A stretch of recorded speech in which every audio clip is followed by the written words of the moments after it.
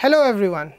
Welcome to this lecture on colonial context, press and contradictions in India.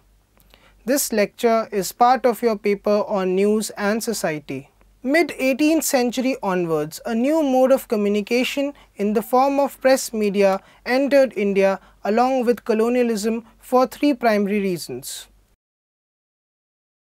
First was to inform the metropolis about the new lands acquired by the empire.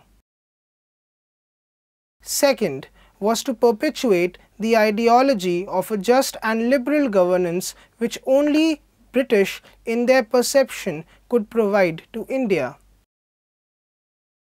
And thirdly, from the point of view of commerce and profit. The colonial state had an ambiguous relationship with the press.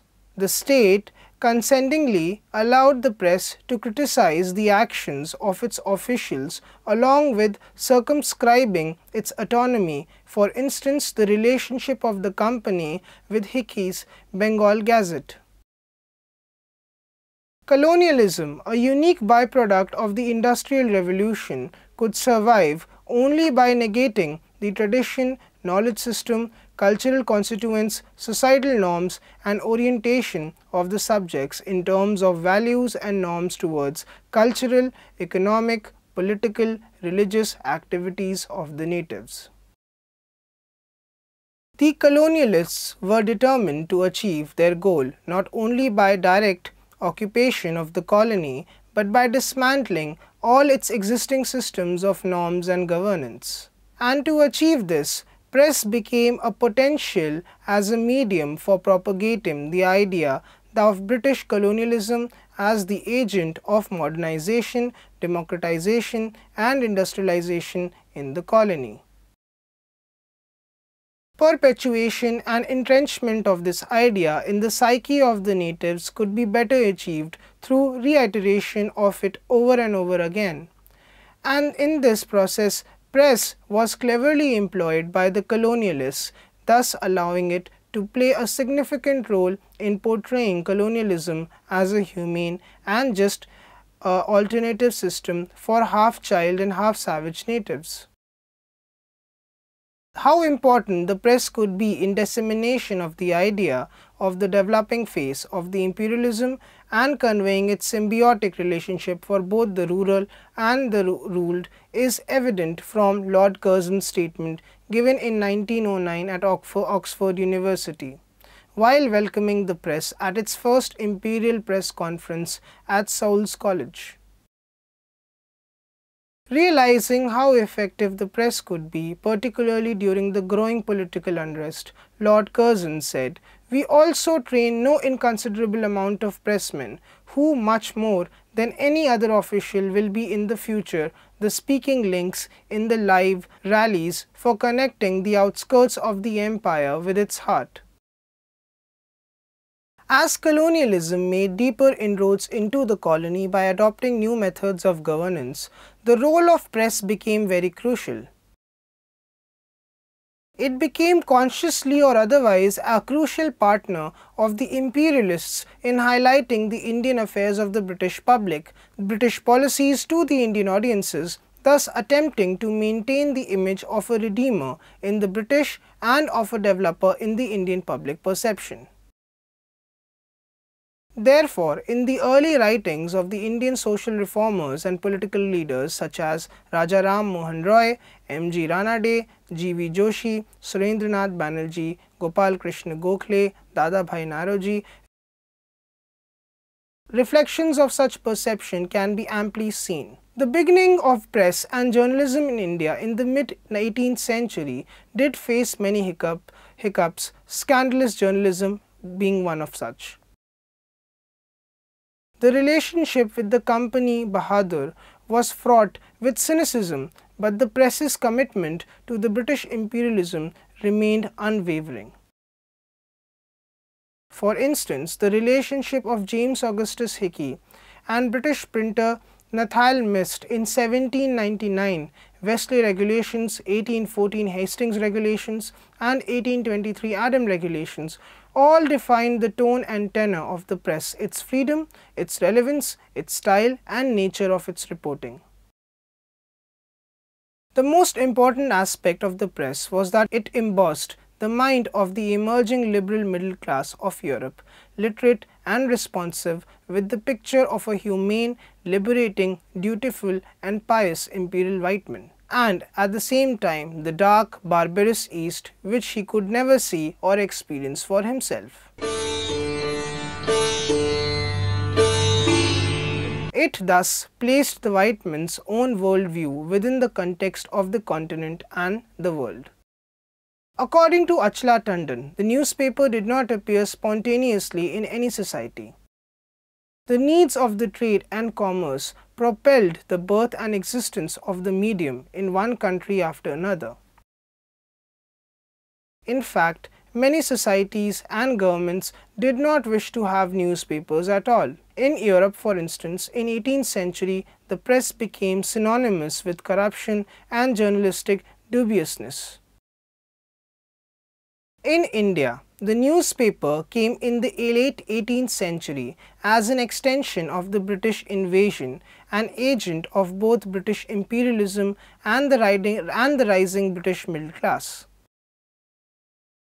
Therefore, we find that in its early phase, it was resented by the officials of the East India Company. Ignorant of, but the press in England was gaining in power and influence with a strong public opinion behind it, and it could not very well be stopped from functioning in India, which was a dependency. The press in India, controlled by the Englishmen, drew its strength from the power of the press in England. Therefore, when the first newspaper came to India, introduced by James Augustus Hickey, an Irish merchant, called the Bengal Gazette, in India it ridiculed the lifestyle and social activities of many European community within Calcutta. Keeping in tune with the changes taking place in the realm of ideas and politics in England, James Augustus Hickey was a product of the polemical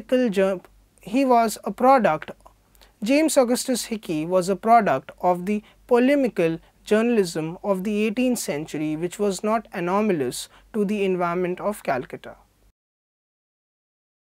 The conditions under which the press operated in Britain and India were not identical, although the press in India was imitative in the style and reporting. The colonial press concentrated in projecting the narratives of heroism of both Britain and British imperialism in the face of India's adverse environment. Hickey's Bengal Gazette in India was followed by a few weeklies. For instance, in Madras and Bombay, not many newspapers came into existence during that period. In Madras, the Madras Courier was owned by the government printer, and it came out as a weekly in 1785. In Bombay, Bombay Herald was started in 1789 as an official publication. In 1790, the Courier was made as an appearance. In 1838 and 1861, the Times of India appeared in Bombay and Englishmen came into existence in Calcutta respectively. According to Bonner, the specific historical circumstances of the Indian subcontinent made the experience of producing a newspaper different from the one in Britain. But as to the idea about how journalism should be conducted, questions that faced journalists in the 16th century India were similar as faced by journalists in Britain. The questions were related to the issues of freedom of speech, relationship with the state, securing subscriptions and advertisements, as well as the role of journalism in society. However, the space to implement these concerns or address them were restricted and constrained due to colonialism. Throughout the colonial period, the government used very strict rules and regulations to exercise its control over the writings in the press.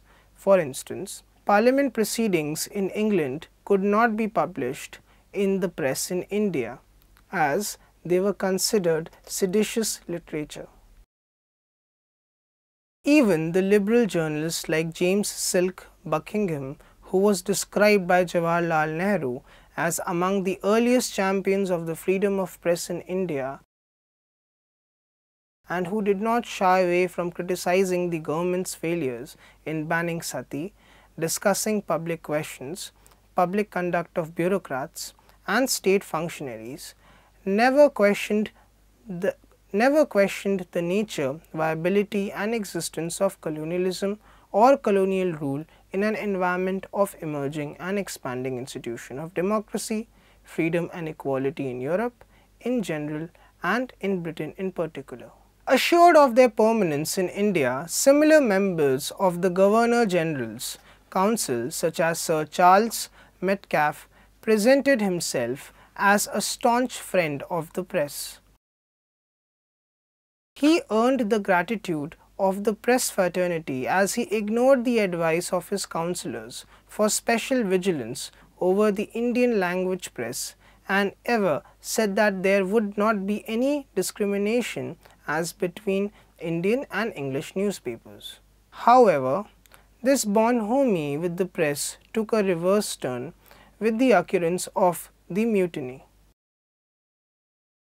The English-owned press now depicted the worst form of racialism. The pretensions of liberalism gave way to conservatism and authoritarianism. A permanent schism appeared between the government-sponsored press and the Indian native press. Special concessions were now given to the European community and English press by Lord Canning,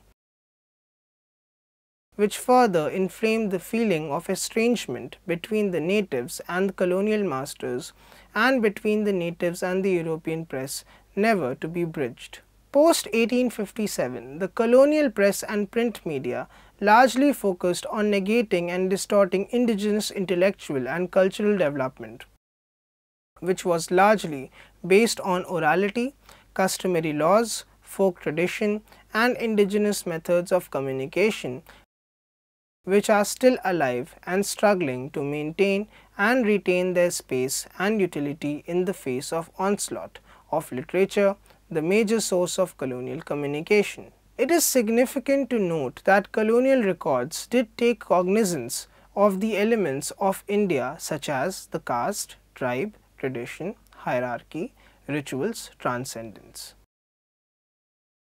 But they intentionally buried the linkages which showed pre-British and British India as a cultural entity, a civilization containing elements of diversity and unity.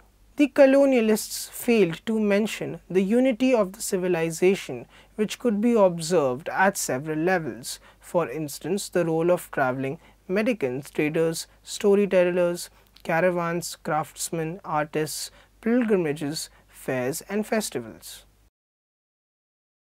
These institutions and practices acted as cultural bridges of unity between various cultural traditions and regions.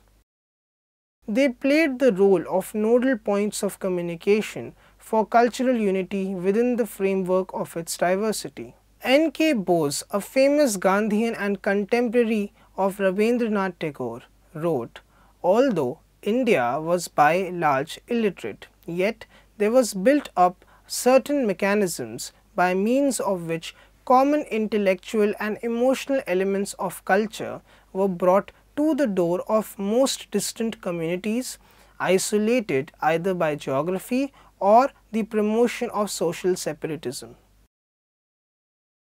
The aim of the colonial authority was to establish cultural ideological hegemony so as to rule not only the land but also the minds of the subjugated people in order to continue their control. This they could not achieve only by coercive apparatuses such as police, law and army. Therefore, they created a false sense of consent and unconscious submission by erecting an administrative, educational, technological and cultural institutions and personnel whose role was to promote the interest of the colonialists. English legal and economic structure based on the notion of private property, whose idioms, symbols, categories and paradigm were all foreign, became the medium for the dissemination of colonial ideology directed towards the intellectual acceptance of colonialism as a necessity for its continued political domination.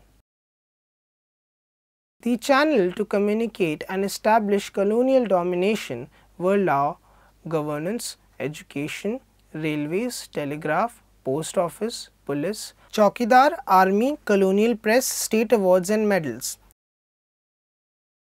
Thus, the colonialists erected a legal facade for draining the resources of India. The unique aspect of British colonialism was that it bled India white legally.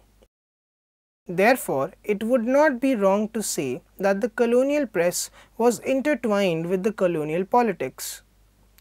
And though it posed to be a neutral and free, the dichotomy was that the decision of what news was fit to be printed and what was to be decided by the imperatives of the colonial rule and the colonial state's own vision of how journalism should be conducted.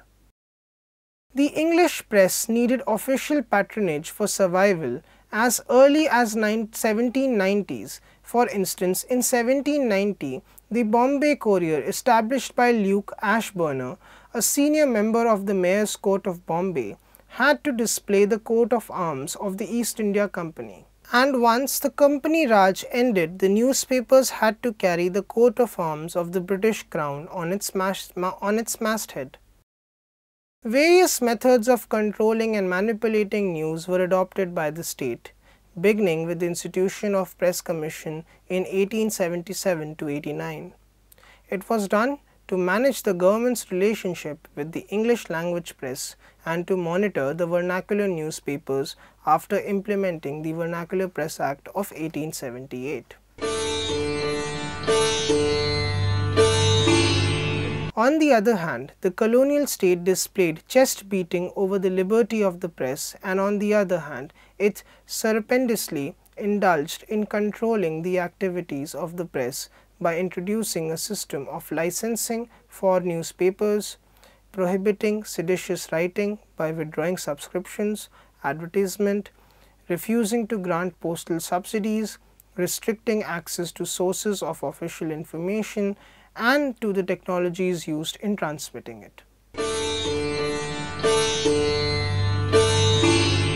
Under Wellesley's regulation, news item related to military intelligence, commercial information, state of public credit, finances of the East India Company, shipping news, criticism of the government officials and officers were prohibited from publication.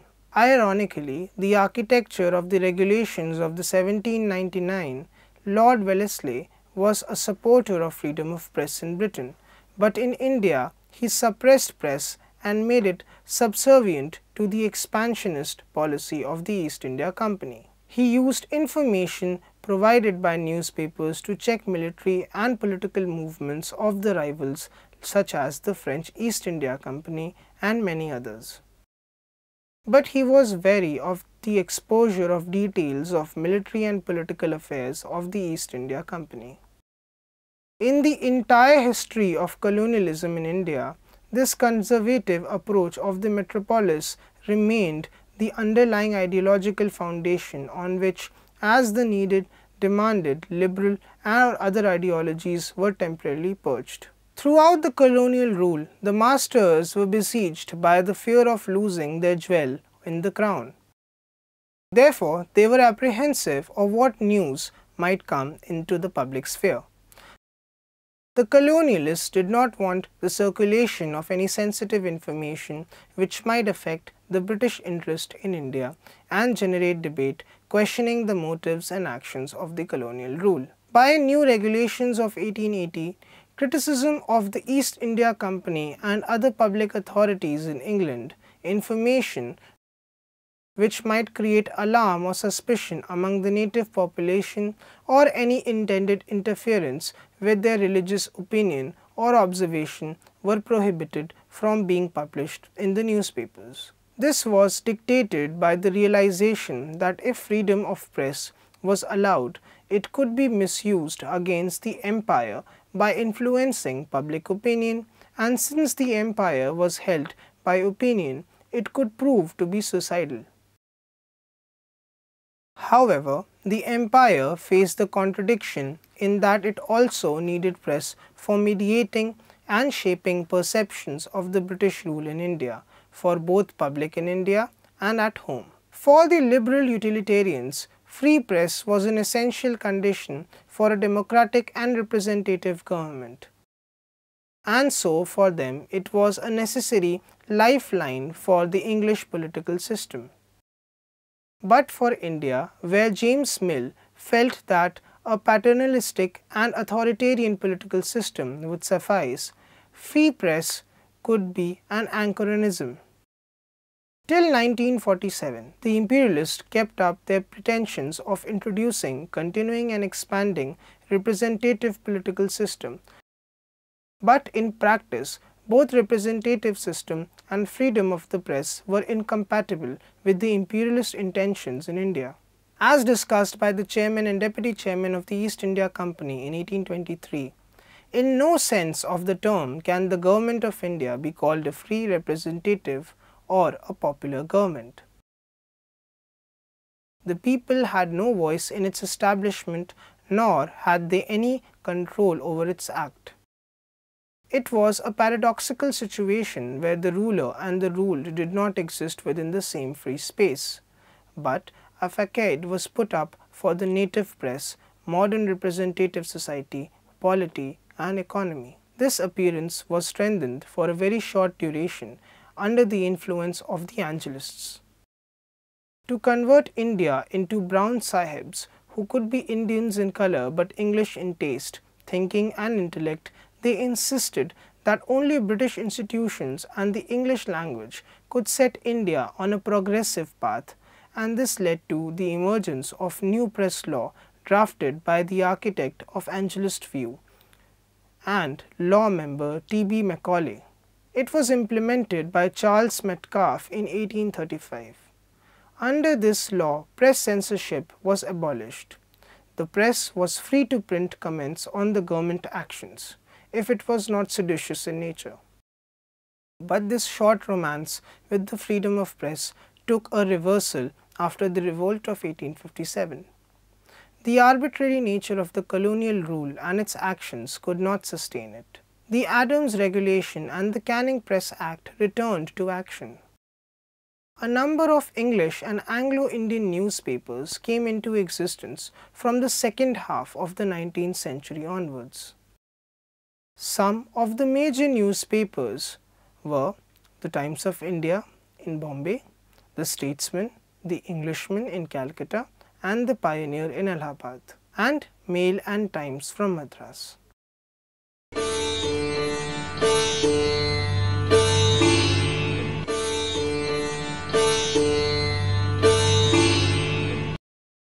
They were influential newspapers supported by the merchants, planters directly and by the government through purchase and advertisement indirectly. The circulation of these newspapers was small initially, but they were read by powerful elite gentry who significantly influenced different opinions. They tried to be objective in the appearance in terms of the format, reporting and critic, but their objectivity was overshadowed by their consensus on the issue of legitimacy of the Raj and its continuing creative role and mission. However, with the formation of the Indian National Congress in 1885, activities of the early Congress leaders, emergence of nationalist and vernacular press with the nationalist learnings, increasing protest movements, culminating in Swadeshi movement of 1905, non-cooperation movement, Khilafat movement, civil disobedience movement, Quit India movement from 1919 to 1942 required a new orientation of governance from a colonial state. A policy of reform circumscribed by the policy of censor was adopted, and thus a constrained press became an imperative. The Newspapers Incitement Offence Act of 1808 and Press Act in 1910 put back Adams' regulation into action. From 1914 onwards, confrontationist attitude became the nature of relationship between imperialism and nationalism. And the most potent example of it could be seen in the protest over the Ibert Bill and over the Ilbert Bill and its reporting in the English press, defense of English press on the Rowlatt Act, and the way the English press and the government responded to the Punjab wrong in 1990, and so on. To highlight the difference between theory and practice adopted by the state, reporting on fund collection of General Dyer, the main culprit of Punjab wrong, the arch conservative paper Morning Post explicitly endorsed it.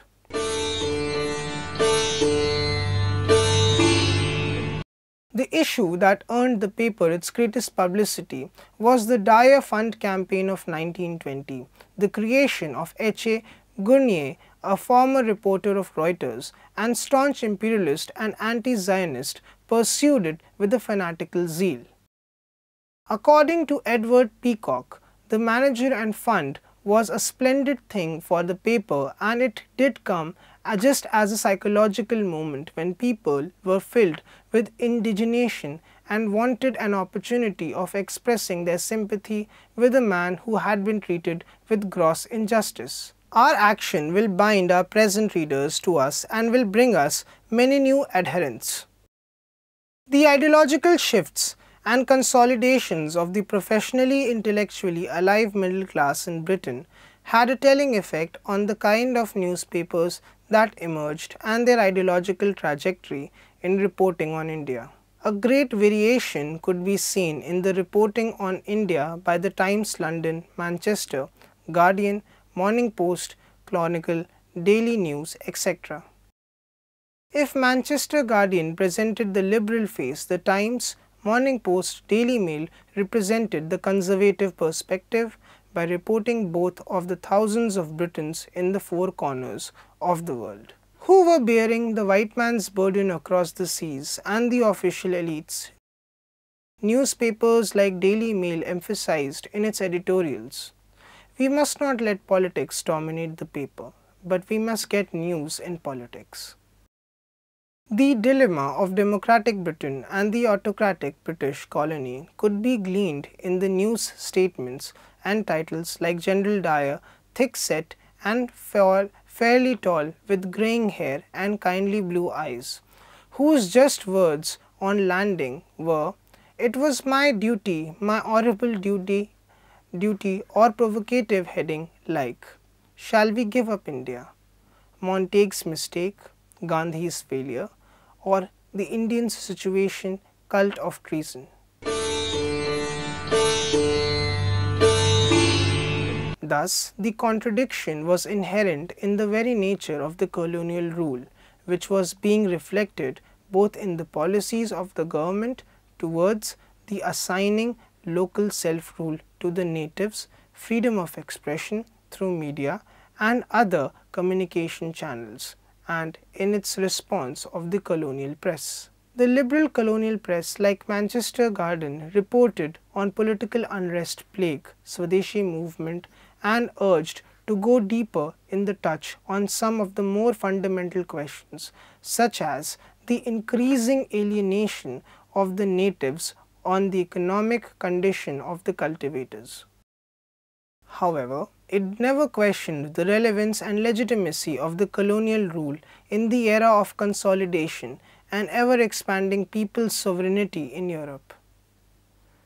Similarly, the conservative media, product of liberalism and parliamentary democracy, focused on dramatic reporting on the British heroism, the racial gallantry in the Third Afghan War of 1990, the March on Lhasa in 1903 and the 1857 mutiny. They wrote on social and humanitarian issues like outbreak of plague and 1896-97 famine. By the tone of reporting was the fact that the English people did not yet realize the sufferings of the people of India. We are so lamentably unacquainted with the normal conditions under which the masses in India live for day to day that it is in a measure not surprising that we have hereto remained inert and passive speculators of the dismal tragedy.